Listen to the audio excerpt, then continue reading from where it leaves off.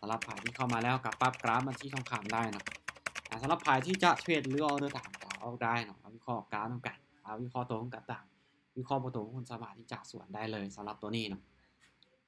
และการสำคัญคือในเรื่องของการบริหารต้นทุนบริหารความเสี่ยงของทุกคนว่าทุกคนมีงบเท่าใดทุกคนจะบริหารความเสี่ยงแบบไหนให้ได้จากไม่จากออเดอร์แน่นอนก่อนที่จะเก่งกำไรได้สิ่งที่อาจจะต้องมีนั่นก็คือต้นทุนว่าจะเป็นในเรื่องในด้านของต้นทุนทางด้านเงินและก็ต้นทุนทางด้านความรู้ถ้าเราต้นทุนทางด้านเงินหรือทรัพย์สินเราบ่หลายเราก็ต้องเพิ่มต้นทุนทางด้านความรู้ของเรานี่ให้มันหลายเดี๋ยวเอาเป็นออเดอร์ต่อไปได้สำหรับงบที่เข้ามาเนาะก็คือ386 386ได้ค่อยจะคูณเงินให้ได้4ไม้หรือ5ไม้ต่ำๆสุดก็คือ4ไม้นะและอาจจะสูงสุดก็คือ5ไม้หรือ6ไม้ฉะนั้นเราไผที่จะตามถ้าคูณเงินได้หลายเท่าค่อย4ไม้5ไม้นี่ตามทุกไม้ได้แต่ถ้าว่าบ่คูณสามารถคูณเงินได้เท่าค่อยเนาะก็ต้องรอจังหวะเอา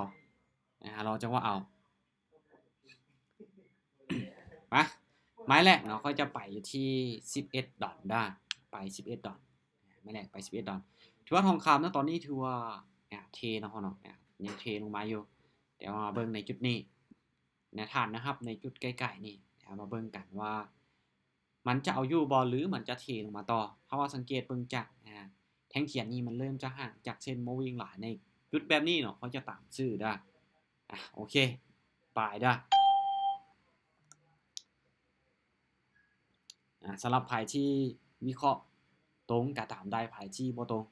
ส่วนได้เขาเนาะแน่นอนในเรื่องของการนำใช้เทคนิคการวิเคราะห์อย่างต่างๆบางคนก็อาจจะใช้บ่คือกันวิเคราะห์บ่คือกันฉะนั้นเนาะความคิดและวิธีการของเขามันบ่คือกันเราก็ต้องมีความมั่นใจในตัวเองแน่แปลว่าเขาเอาวิเคราะห์ขายแต่คนที่เขาจะเปิดมิ팅เขาจะเอิ้นซื้อเขาสิไปตามทางใดตามเขาเจ้าบัดเขาเจ้าผัดเป็นหยังคือเราคือบ่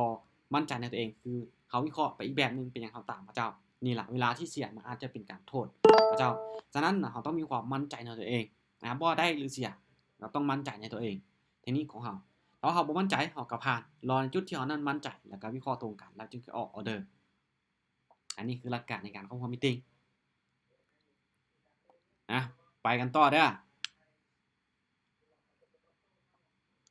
โอเคเอาเนาะออเดอร์นี้ถือว่าทีมไซส์2ฝั่งแบบนี้ก็คือผ่านได้คือในกรณีนี้เนาะเป็นอย่างที่ว่าผ่านในใจนี่คืออยากจะกดขาลงมาแต่คือในจุดนี้คืออินดิเคเตอร์ตัวนี้มันชี้ขึ้นไปมันคอนเฟิร์มขึ้นไปเนาะเขาก็เลยว่าอยากผ่านเท่าแท่งตัวนี้เป็นแท่งเทียนที่ปิดเต็มนี่แน่นอนค่อยตามซื้อขึ้นไปต่ออยู่แต่เนื่องจากว่ามันมีการที่ปฏิเสธราคาทีมไซส์2ฝั่งมันเกิดมีความลังเลใน1แท่งเทียนในตัวนี้เนาะก็เลยว่าโอเคผ่านไปก่อนผ่านไปก่อนถ้าแท่งตัวนี้ปิดตันนี้แน่นอนค่อยตามซื้อขึ้นไปต่อเพราะอย่างเพราะอินดิเคเตอร์ของ moving average นี่มันคอนเฟิร์มไปแล้วนะมันชี้ขึ้นไปมันโกงขึ้นไปแล้วอันที่ค่อยบอกว่ามันเป็นแท่งเทียนที่ลังเลทีมไซส์2ฝั่งภายที่ศึกษาในเรื่องของแท่งเทียนก็อาจจะหูนะว่าในกรณีที่มันทีมไซส์แบบนี้มันเป็นแท่งเทียนแบบใดกีนี้บ่ได้เอาไปก็บ่ต้องเป็นหยังเนาะเขาก็ผ่านไปจุดใดที่บ่มั่นใจเขารอก็บ่ได้หมายความว่าเงินของเนี่ยจะเสียเนาะก็อยู่คือเก่ามานี่ตามซื้อได้ซื้อขึ้นไปอีกเท่านึงเนาะเบิ่งมันคือ4แท่งเขียวแล้วแดงหนึ่งแบบนี้ตามซื้อขึ้นไปต่อนะเบิ่งกันว่ามันจะผลักดันขึ้นไปต่อบ่ถ้าสังเกตจากที่ผ่านมานี่มันก็ส่วนหลายแล้วมันจะไปตามสีส่วนหลายกว่าแต่ว่าแท่งนี้คือค่อยตามซื้อขึ้นไปมาเนาะถ้าจะลงมายาวแบบนี้นี่โอเคก็น่าจะได้คูณเงินเท่าเนาะตามสเต็ปก็แน่นอนอยู่แล้วถ้าว่าเราพลาดก็คือคูณเงินอย่างเดียวโอเคตอนนี้ไปที่22 11พัดกับ22เดี๋ยวเบิ่งในออเดอร์นี้ก่อนเนาะออเดอร์นี้กลับขึ้นไป3รอเบิ่ง5วิสุดท้ายเด้อถ้าหากมันยังเทลงมาหลายอยู่จะขายได้โอเคมาขายเลยได้โอเคมาอย่างแท่งนี้ก็ถือว่ายังเทลงมาให้เขาเนาะเบิ่งกันว่า มันจะลงมาทดสอบจุดนี้อีกได้บ่จุดที่เป็นฐานนะครับของมันคือในจุดนี้เห็นบ่อดีตมันก็ลงมาทดสอบแล้วมันก็ขึ้นไปฉะนั้นเนาะในออเดอร์นี้ก็มีโอกาสที่มันจะลงมาทดสอบในฐานจุดเก้าของมันก็เป็นได้โอ้ยังบ่ทันตามซ้ำดีแหงแท้มาลุ้นเอาว่าจะนิ่งเขาได้บ่นิ่งได้บ่อึ๊บโอเคสวยลงมาบ่ทันตามเขาเนาะบ่ทันตามซ้ำก็ดีขึ้นไปโอเคปั๊บเงินได้ไป11.9เนาะนี่แหละการบริหารเงินในการเงินของค่อยเนาะเท้าวินเขาจะกลับมาเดิน11เท้าพลาดเขาจะเดิน22ไปเขาก็ต้องมีต้นทุนแน่นอนนึงในการเทรดโอเคซื้ออีกทีนึงเดี๋ยวออเดอร์นี้ซื้อได้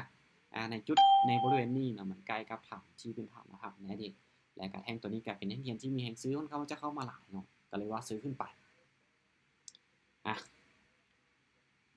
เดี๋ยวมาเบิ่งเนาะแต่อินดิเคเตอร์มันบ่ทันคอนเฟิร์มของตัวนี้เพราะว่ามันคอนเฟิร์มมันซีขึ้นไปคือในจุดแบบนี้นี่โอเคมีโอกาสสูงอยู่มาลุ้นของเรามันจะขึ้นให้เฮาได้บ่สำหรับผายที่มีงบเล็กๆน้อยๆ2เหรียญ3เหรียญน่าจะตามเข้าทุกไม้นี่ค่อยว่าเสี่ยงหลายได้เนาะเพราะว่าค่อยนี่คูณได้4ไม้5ไม้เห็นบ่ทุกคนมีงบ2เหรียญ3เหรียญทุกคนอาจจะคูณบ่ได้ค่อยพลาด2ไม้ทุกคนคูณเงินนี้ทุกคนก็เสียแล้วทุกคนก็พอแตกไปแล้วฉะนั้นเพราะว่างบเล็กๆน้อยๆนี่สิ่งที่ค่อยอยากแนะนำก็คือทุกคนรอจังหวะเอารอจังหวะที่ทุกคนมั่นใจแท้ๆแล้วก็รอจังหวะที่วิเคราะห์ตรงกันแล้วจึงออก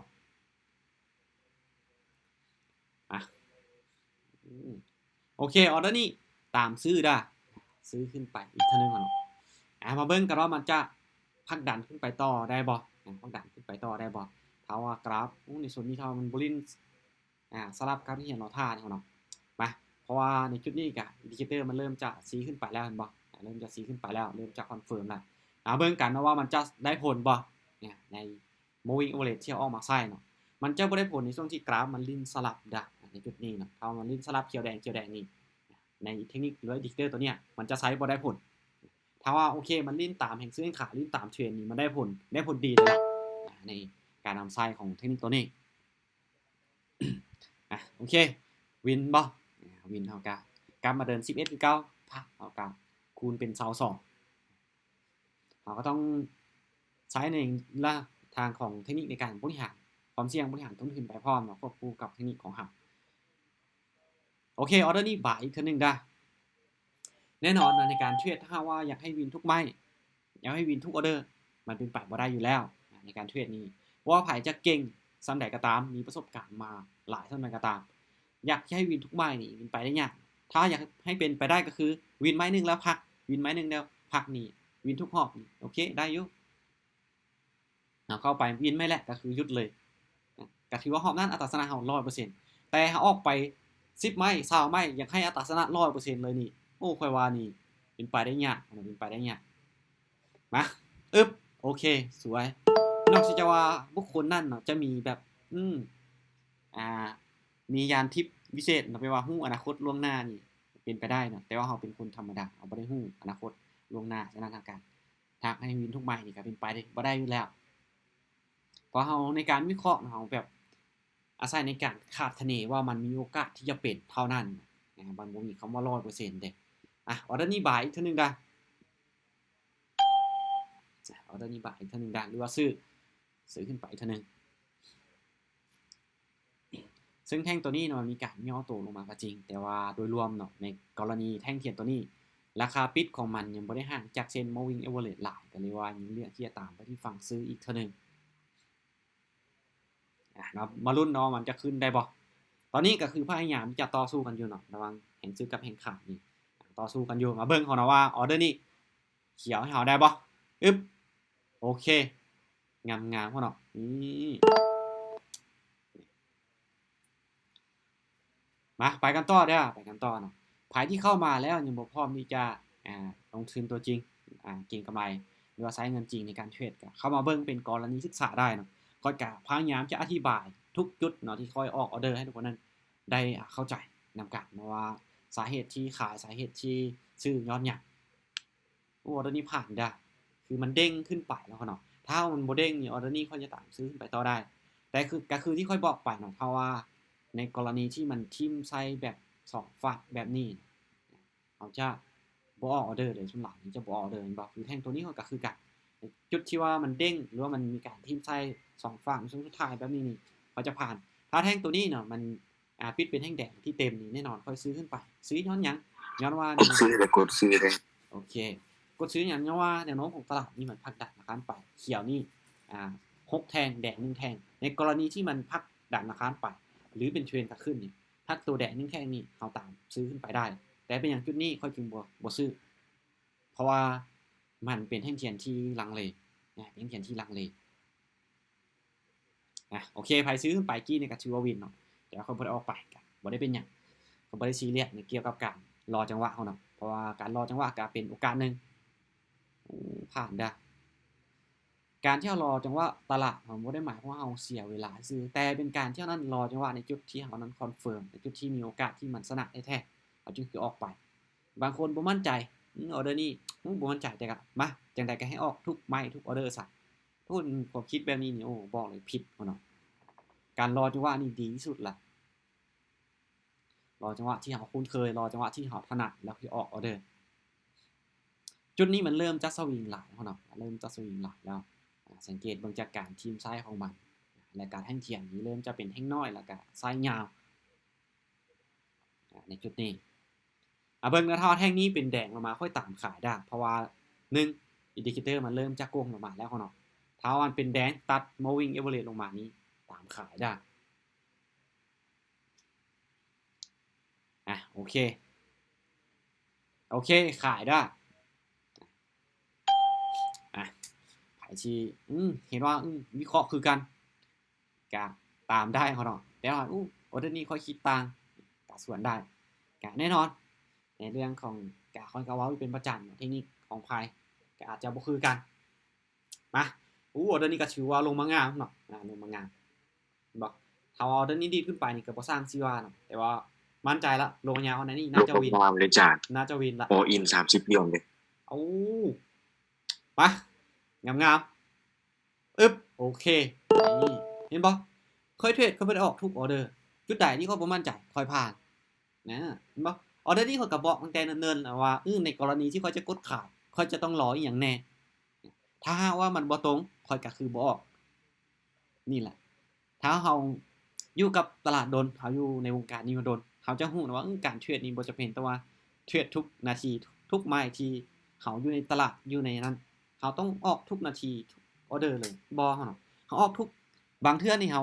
ออกหลายไม้นี่เฮาจะขาดทุนซ้ำบางเทื่อนี่เฮารอจังว่าเทรด10นาทีเฮาออกไม้นึง2ไม้หรือ3ไม้เฮาได้กำไรแต่บางคน10นาทีออก10ไม้แต่กลับขาดทุนฉะนั้นเนาะจำนวนในการออกเลยจ้ะเมื่อกี้ all in 30 เดือนลง all in ตามเป้าเลยตื่นหลายมาโอเคค่อยก็ถามว่ารอบนี้ค่อยเอากำไรหลายบ่เนาะคืองบค่อย386เนาะค่อยได้มาแล้วก็คือ446เนาะเดี๋ยวมาเบิ่งก่อนค่อยอยากได้กำไร$50เท่านั้นในรอบนี้เนาะเดี๋ยวเบิ่งก่อนบ่ได้เอาล่ะเก็บรอบละน้อยเนาะ446บ่ลบให้กับ386ได้มา$60ละบ่ใช้เวลาในการเทรดก็บ่ได้หลายแล้วก็บ่ได้ออกออเดอร์หลายไม้ขนาดนั้นเดี๋ยวมานับเบิ่งว่าเฮาออกไปจักไม้ก็คือนับตั้งแต่นี้1 2 3 4 5 6 7 8ไม้2 4 6ไป8ไม้แม่นบ่ไป8ไม้วินอยู่6,000อยู่2กำไรมา$60แต่ก็บ่ได้ออกทุกไม้บ่ได้ออกทุกไม้รอจังหวะเอาก็ข้ามแน่บางช่วงก็ข้ามแน่บ่เอาออกไม้แรกไปปุ๊บแล้วก็ไม้ที่2เอาก็ข้ามไป1นาทีพักไปเอาก็คูณเงินคูณนั้นปุ๊บวินเฮากลับมาเดินเงินเสมอปุ๊บเอาพักก็คูณเงินอีกนี่เห็นบ่แล้วก็ข้ามไปแน่นี่แหละหลักการในการเทรดบ่จะเป็นว่าออกทุกไม้มาก็ถือว่าสำหรับข้อยเนาะรอบนี้ก็ถือว่า profit ได้$60คือข้อยเอากำไร50แต่ว่าเกินมาหน่อยนึงเอา$10แต่ก็โอเค